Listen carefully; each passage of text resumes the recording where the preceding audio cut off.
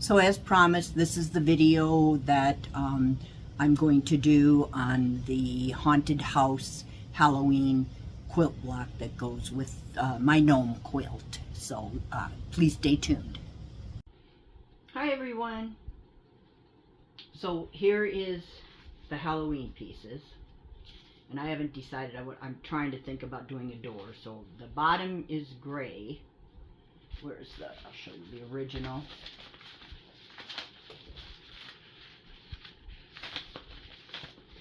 So this is a follow-up on the other video. So here, I don't know why. I went back and looked, but there was no pattern for this. So I just bunted it, you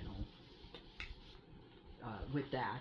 I still may want to do something at the bottom. I'm not sure yet. But I do want to put the tree in with the house.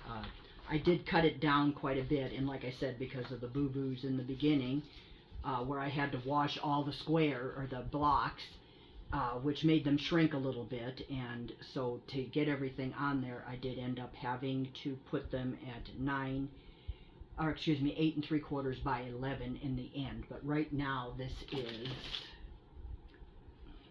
always have the ruler backwards every time. Ooh, this is only 10.5, 9.5. Oh yeah, 9.5. I'm sorry. Yeah, that okay. So 9.5 this way. So I'm only going to be able to do 8 3/4. So I need to kind of find my middle, and what I do for that is I go and I just kind of fold it, and then fold it again in half. I mean, it doesn't have to be exact, and then I just take one of my marking pencils and I put a dot there in the middle, in the back of it. And then I come around here, and I put my finger right there where the center is, and it's right about there. Because that's going to be covered up anyway. So there's your dot. And then I'm going to put one here. One where the fold is there.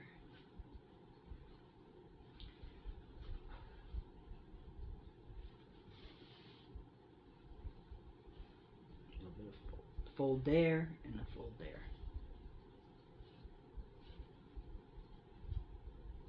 And another little hint is don't pull your, try to pull these off, cut them off. I pulled one of them and it made it pull into the fabric. Oh, that one came off. Some of them don't come off that easy. I'm going to go ahead and use yellow. I thought about using gray, but I don't really have a gray with texture, and I don't want to put it off that much. So now I have to figure from here, I need to figure out where approximately my 8 3/4 is going to be. So 8 3/4 is 4, and approximately, I'm not good when it comes to fractions with that. So we want 4, and we've got 4 3/4, so half would be quarter, so just a little bit over. So again, I'm just going to do a little pencil mark where I'm going to end up. So it should be, okay, that's 4.5, so that's going to be 9. I'm just going to kind of put a little one there, and so that is on mine. I would definitely keep yours even, like 9 or something like that. In fact, you might want to make them even bigger if you want to you know, have your stuff be a little bit better. So let's see what we have now. We have, yeah, we're pretty close right there. So this is where the actual is going to be, and then you've got to figure you've got a 1/4 inch seam in here. So you want to go another kind of 1/4 inch right here is where your seam is going to end up. And I always try to lay the ruler, if you can see that, I try to lay the 1/4 inch on my mark, and then just go in front of the ruler, and that makes a nice straight line. Okay, and I do have rulers. I do have a lot of these rulers like this, and this is what I'm going to square my block up with. Or, I mean, they say square, maybe they're making square blocks. This is a rectangle, but It is what it is. Okay, now, first what we want to do is I keep this little paring knife that I have, and to cut it off. So when you're using Wonder Under, you're taking the paper part off. And that came off nice and easy, which is nice. It doesn't always come off that easy. Sometimes it sticks, and I have no rhyme or reason as to why sometimes it sticks. I think some of it might have to do when I have to go over it. Like it seems it sticks more on something where I'm piecing another piece over this. And on the felt, it's really easy usually. The felt, for some reason, doesn't hardly stick at all. See, the felt always comes right off. My biggest problem is it wants to stick electrically to my hands, especially smaller pieces. Probably shouldn't have taken that piece off until after I decided what I was going to do for the door. So I am going to go ahead and use, like I said, the yellow. So I have to figure out here. Okay, so I've got to get my tree on there.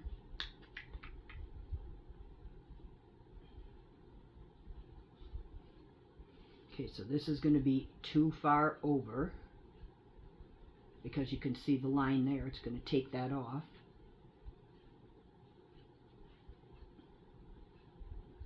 And I do just cut these by hand. You can, if you have a good cutting machine, you can cut all of this stuff on the machine. But I find it faster to cut it by hand. Okay, so there we are. So it's going to be approximately there. So I should have plenty of room. I can move it over just a drop yet. I do want to see some of that tree. And then I have to decide what I want to do at the bottom. If I want to have something there.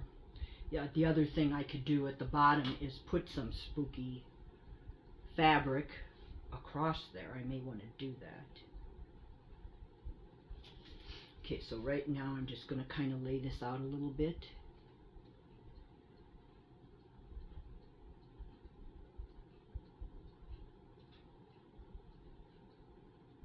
Okay, so again, I'm going to... Okay, so I have plenty of room to move it over a little bit.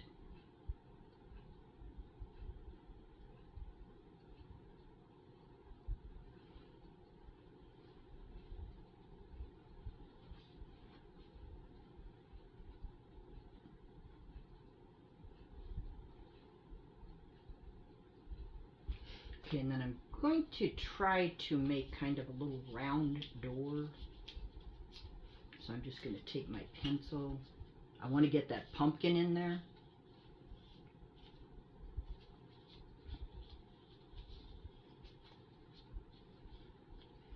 So that's going to be really close here. Kind of want to make the door kind of like I'm making the bottom of the house, so that the door kind of matches in.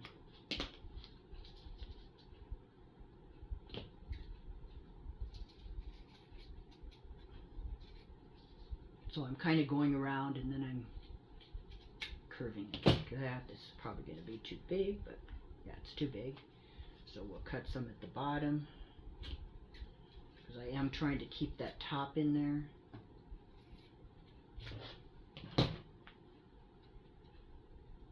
Actually need to round that bottom a little bit, so let's, yeah, like that. So what I'm going to do is I'm going to hold this where I want it here, and these little clips come in handy.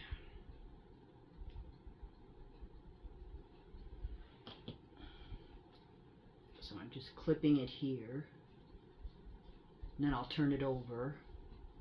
Okay, this needs to go up just a drop. And then I'm just going to take, and I do have these rounded scissors that I use for embroidery that have been such a help. I use these so much.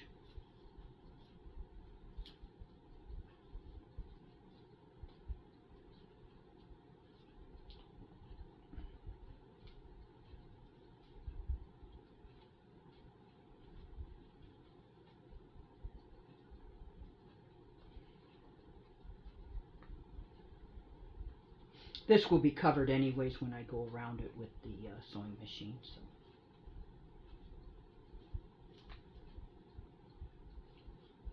This is still a little bit there. I can round that a little bit more. So just round your stuff off as you're going along. If you see little peaky things, see if you can see those little peaks and stuff like this. Just clip them off. You won't have that if you use your machine.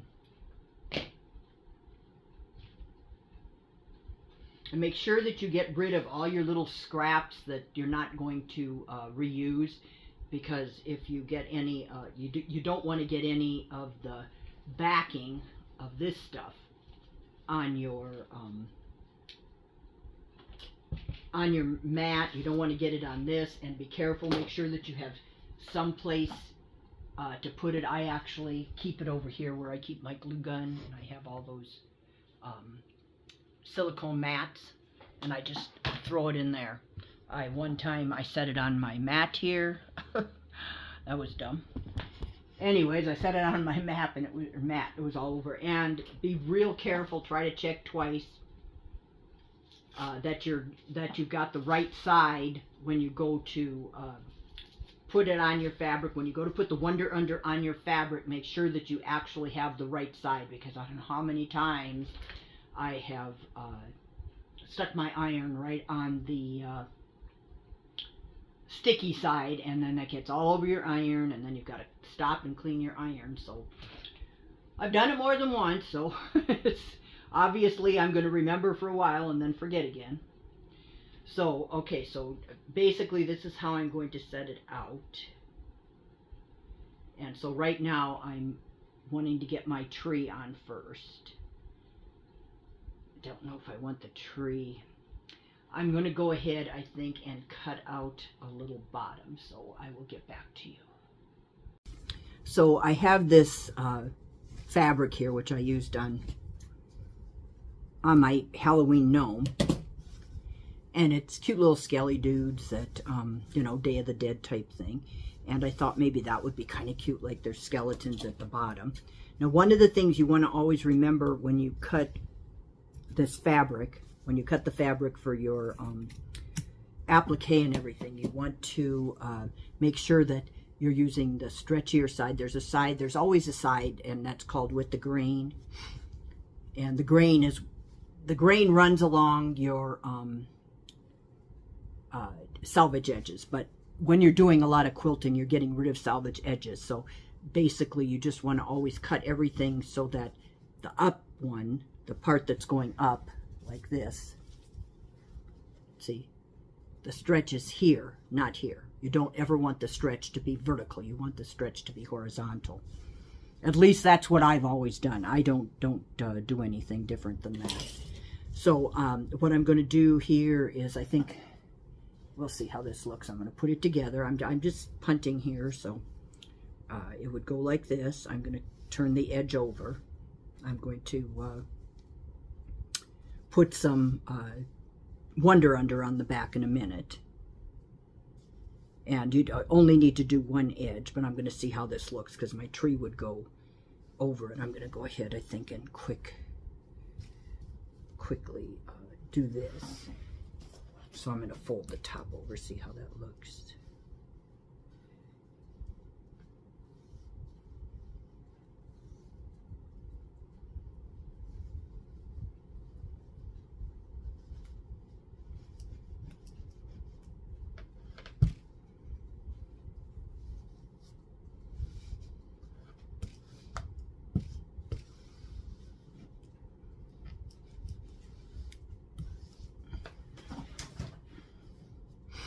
So I'm just gonna lift this up. So don't iron anything until you're, you know, as far as ironing it on with the Wonder Under on it, until you're actually ready to figure out that's the direction you want to go.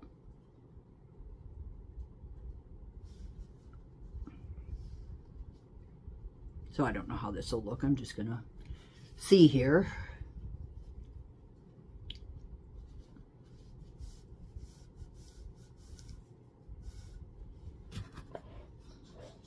can see better there. I'll turn it around in a minute.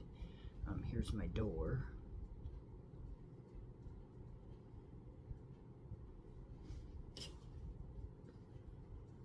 I kind of like that. What do you think, huh? Let's turn it. I like it.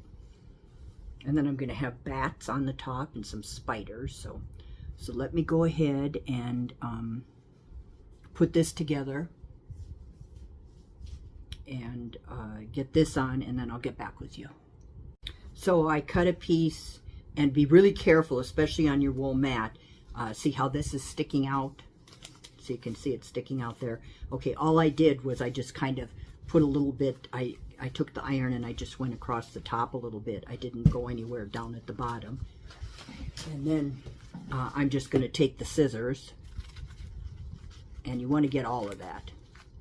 Even a little piece will stick to your mat.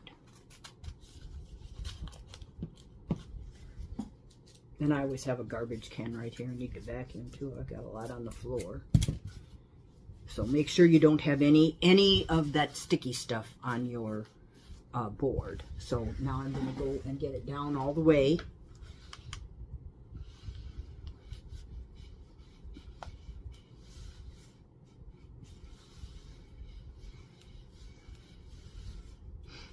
I wished I had actually seen Pay It Forward, because I liked the way she did the bottoms with a different fabric, like on the if you watch the other video, you will see that I did the let me show you this is in case you didn't watch the other video. Here is the gnome that will kind of match in with this.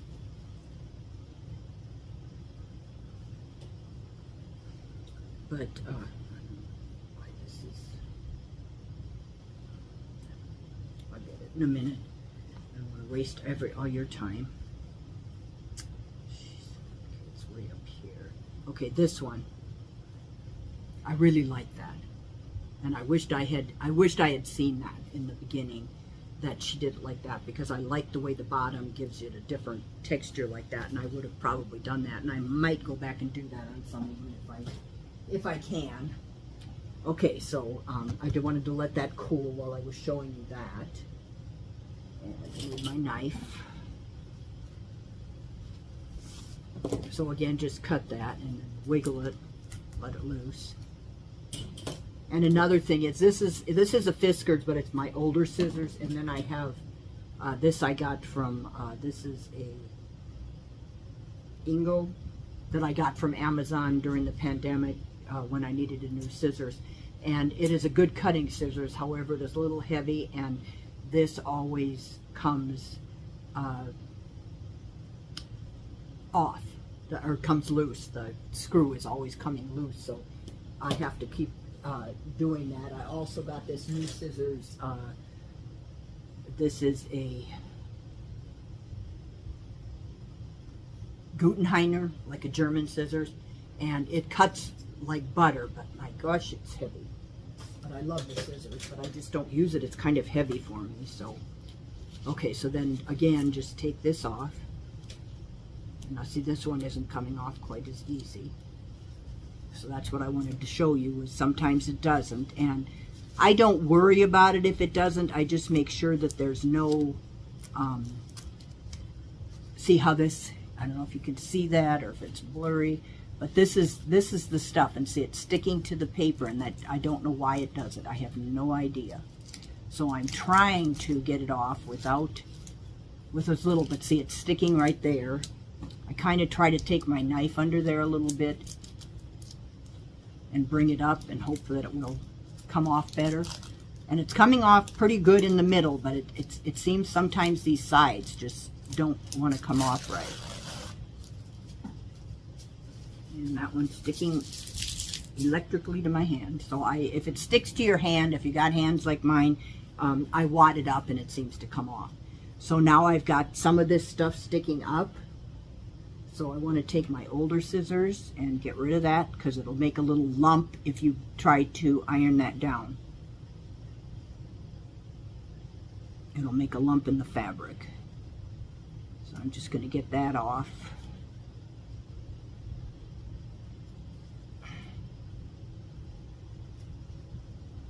And this is just, you know, you still got plenty on there to be able to iron it down. Hopefully this side will come off a little better.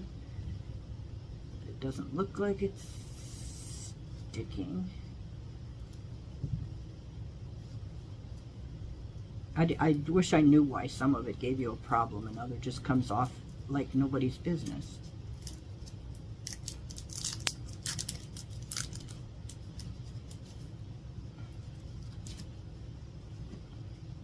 It doesn't help either that my hands are so dry, because it's terrible right now here in Arizona. It's so dry, and it rained this morning. It made no sense. There, that one came off a little better, but I still have some things. So just go with your scissors and try to get off all of those things, because they will bunch up. Hope you can see that.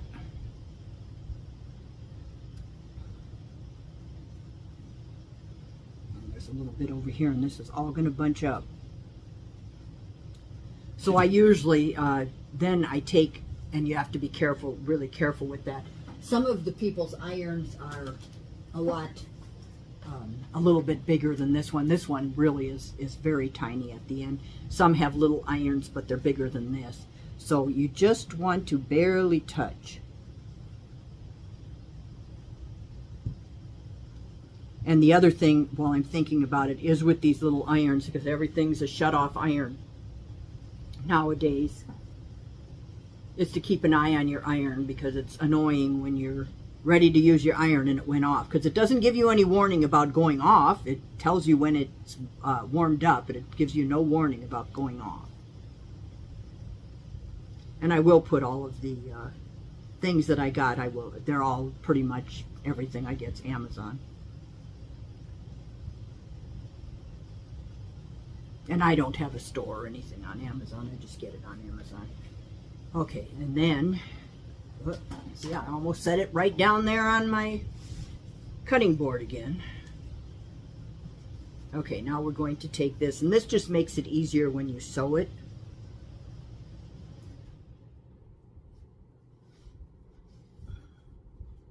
And this is a sewing project.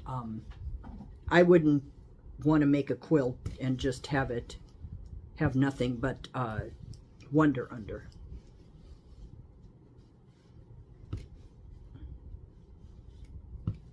And remember that we are using the stretchy side, so. And I know some people, I put on each square, I have a lightweight, almost featherweight interfacing, and it's all fusible. And you need that when you're doing applique to make it steady for the sewing too. So I am going to go ahead and take you over to the sewing machine here. See if I can get that right here. And now I put on some orange thread. I just have white. I just continue to use white for the bottom. I like to go from this way for some reason.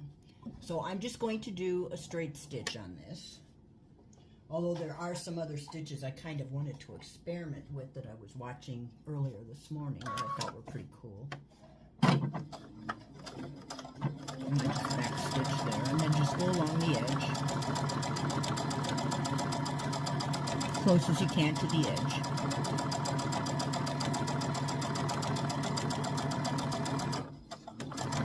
And I'm just using a straight stitch at 0 and 2.5. This one is. I usually don't use this one, but that's the one I just used. And there's that. And then I'm just going to run a stitch across the bottom just so it stays on there. This is up a little. And you can, this seems like it's got a little bit of a bunch right there, so I'm just going to lift this.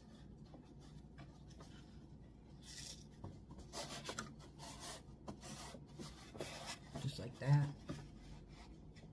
And I'm just going to go across the bottom and stay within that 1/4 of an inch.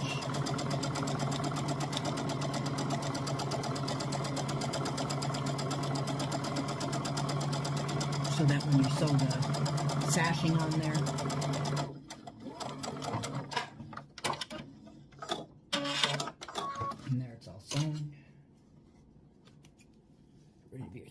I always keep a little empty coffee can, which they don't make much anymore, so I've had those for years, but I keep those coffee cans like this, and that's where I throw my threads, and then I can just get rid of them that way. So let's go back over here.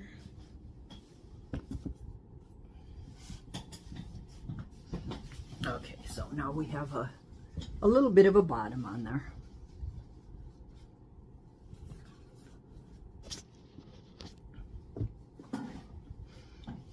Okay, so the next thing will be our tree, and I'll have to do brown thread on that.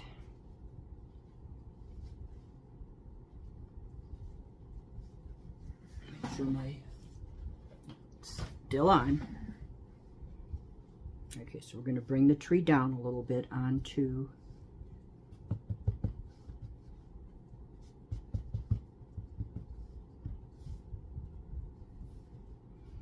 and the Wonder Under is, like I said, a little bit forgiving, so even if you get it on there, these are really, this is the tiniest I've done so far. I do have another tree that I did, but it's a tree. It does have points, but it's more like a pine tree.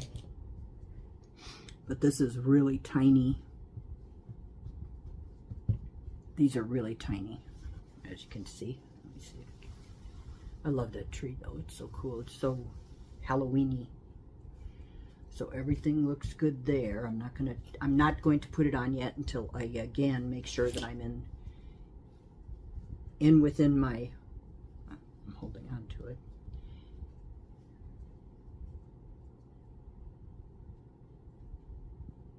I might want to bring the tree up a little bit.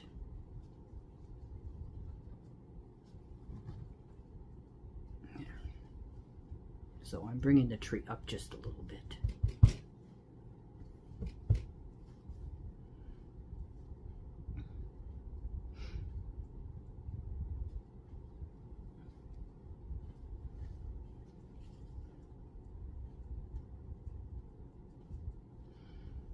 And I'll put some kind of a little doorknob on there later. So I think that'll work. That looks pretty good. Okay, so now next thing is to iron this on.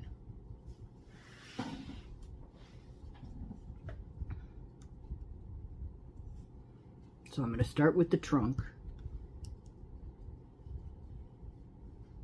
and work my way out this way. Just real gently so it doesn't move. And then once you get it a little bit on there so that it's sticking, then go ahead and get it down. And another thing you might want to be careful of is I do have a sheet of, well, this is tracing paper, but I also have sheets of parchment paper, you know, 9 by 12 or 9 by 11.5, whatever it is. And I have those here too, because sometimes if something gets on your iron, you don't want it to get onto your fabric. Okay, so I'm using the zigzag stitch, and my length is 0.7 and my width is 3.0. And when I get to these little tiny points, I actually do the width at 2. So hopefully you can see this. I'll start one and then I won't bore you with the rest, but let's get it started. Okay, I think I'm going to start about here, and you want to get the needle right next to it, right next to the end of the tree.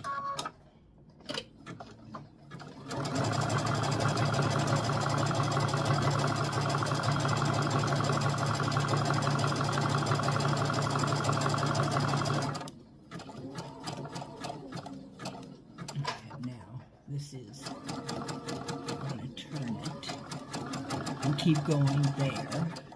Make sure you keep curving. Go slow.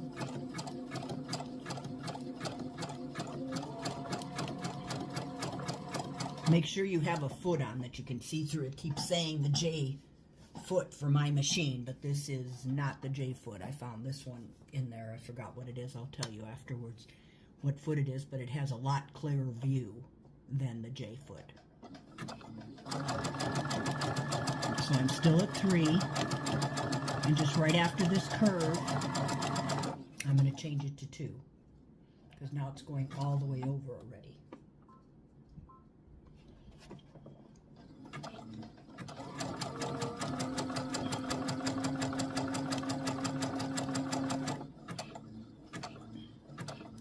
And then I'm going to cut it off. And I'm going to come back. And I'm going to go just barely again. You want to make sure that you get it right by the end of the fabric.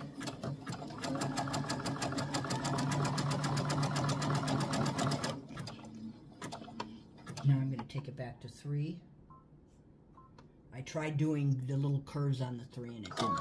Excuse me, on the 2, and it wasn't catching. And I do when I catch my fabric. So I did a couple on 3 there, and then I'm going to change it again. I'm going to go back to 2 because this is really small. Get rid of the...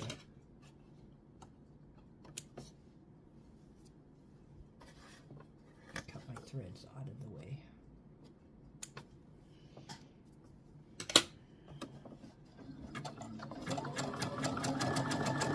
So this goes, the 2 goes all the way over, and it just is going to make those, that a point at the end.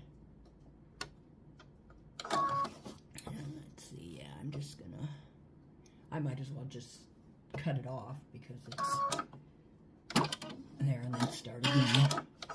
Okay, on this one, I'm probably going to stay on the 2 because there isn't much room in there.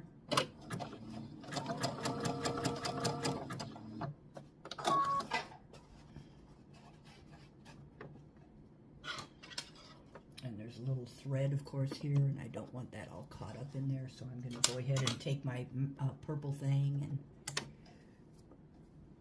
and the purple things aren't all purple, but you can get those on Amazon too. So this one I'm going to stick with the 2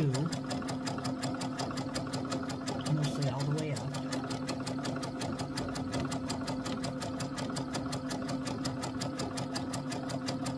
And I would cut them off, like I said, at the end. You could even go down slower. I'm going to try, just experiment here, and bring that off a little bit, and that'll really give you a nice point at the end. Yeah, that does a really nice point. So I think I'll change them to 1s. So let's go back to when you get right to the ends, because these points are so tiny. So I won't bore you with the rest of this. I will get back to you. Okay, it's all sewn. Now we just need to make sure you trim all your threads. And I did what I ended up doing that seemed to do a little bit better, and I got it, of course, in the part that's going to be covered up. I probably should have started the other way. But when I went over the ends, because these are so thin, I did a 2 up until the exact end, and then I just ran it off with a 1, giving it a little peek. It gives it a little bit more spook anyway, so that's what I did there. So our next one is going to be putting on our bottom of our house. So we're going to have to sew this because I already took the backing off. Let me check let me see what I mean. Off already.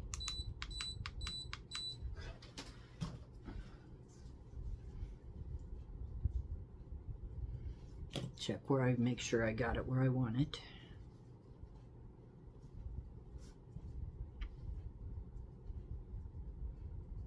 Just barely going to put it over the tree.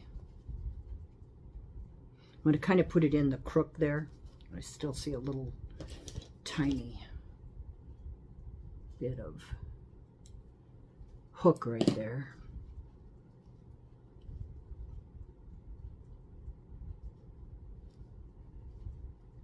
So right about there, make sure everything's good up here.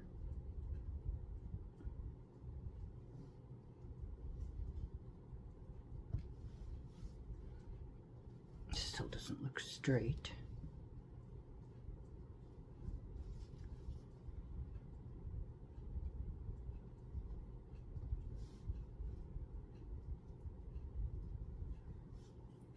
So just get it however you want it.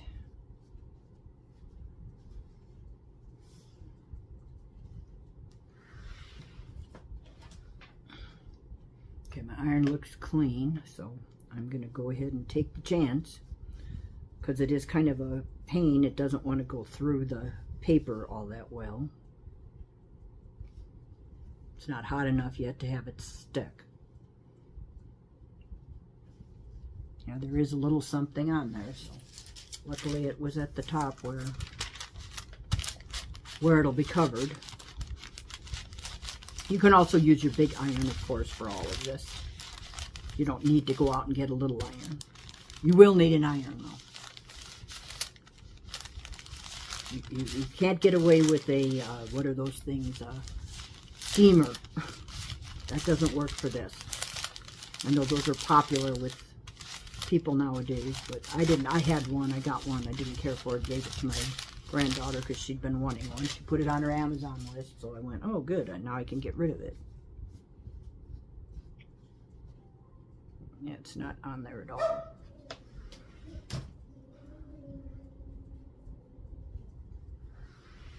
It's not hot enough to get on there yet. And you can do this from the back once you get a little bit stuck. You can do it from the back. So I'm going to get it on there.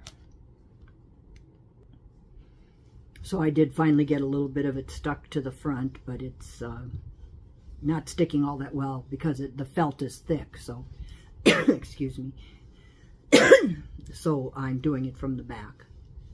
Hopefully that'll help it stick.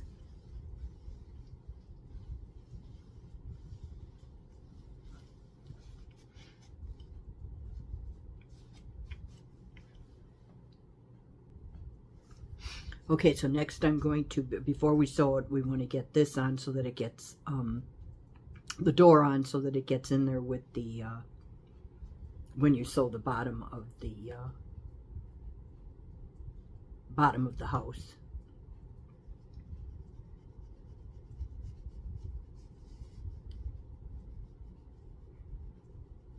Now you can do one of two things when you sew this. When you sew the felt, whenever you sew felt, you can just do a straight stitch if you want, but you would want to, if you don't want it to fray, you can also use fray check. If you just want to do straight stitches, you can always do that. But I don't know, a lot of people don't like fray check. I was never a big fan of it, but I have used it for some things. I said sometimes your bigger iron is better for certain things. This only goes up to 4. So one of those little big irons, they might work better for something like this. These are just threads that are coming off of the door. So holding it on helps too instead of going back and forth. But I'm a back and forth ironer, so I've been ironing since I was about 8 years old.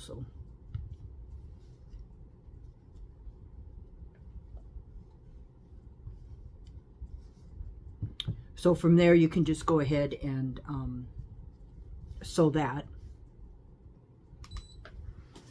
in any stitch you want. Okay, so I think this is where we left off. Okay, I have sewn the door and I sewed all the way around. This part, I just did a straight stitch on the top because I knew it was going to be covered. But I decided to use the orange. So, and then I ironed this on already. So I think I'm probably going to go ahead and do orange around this too. So that's our next step. And I did go ahead and I ironed on the, on felt, I ironed the bat and the giant spider. So for Halloween, it's Halloween, so I don't think the, you know, the fact that it's pretty big, as big as the house, is any problem.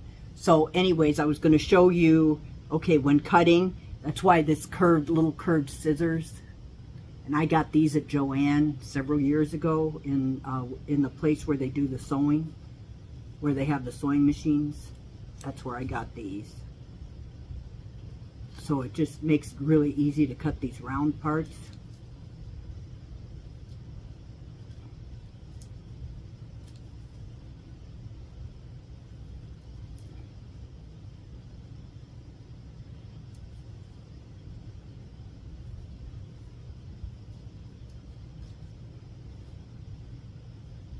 So just continue. Try to get as close to your tracing pencil thing as you can. And another thing that sometimes, especially with fabric, if it's getting in your way, just clip it off so it makes it easier. I'm going to get rid of these little schnibbles because I don't really need them. And I'll keep that one piece. So pretty much the only one that's a little bit rounded is this middle one. So now I'm turning the scissors the other way to make it a little bit rounder.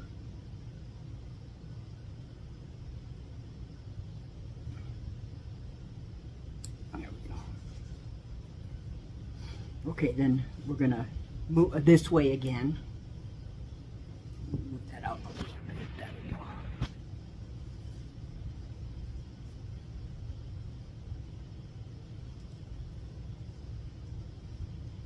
So here's the wings.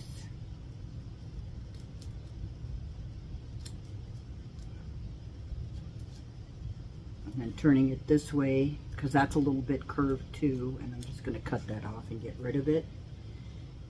And now I'm going to go to this side.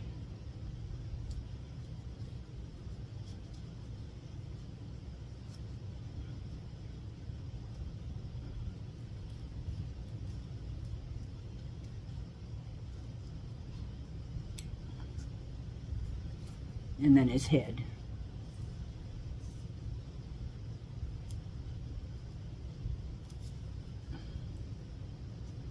Okay, and then just take